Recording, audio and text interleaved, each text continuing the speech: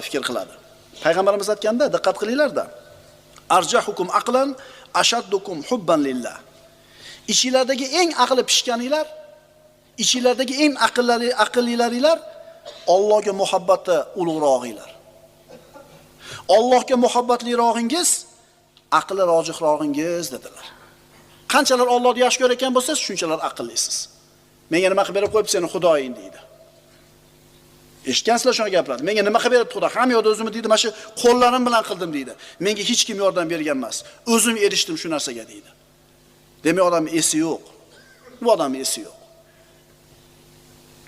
Shunday qilib Musa ibn Umayr to'kin sochgan ne'matlar bilan to'lgan hayotida iymon yo'lini tanladi va bu narsalardan hammasidan mahrum bo'ldi. Islomdagi birinchi elchi Rasululloh sollallohu alayhi vasallamning elchisi.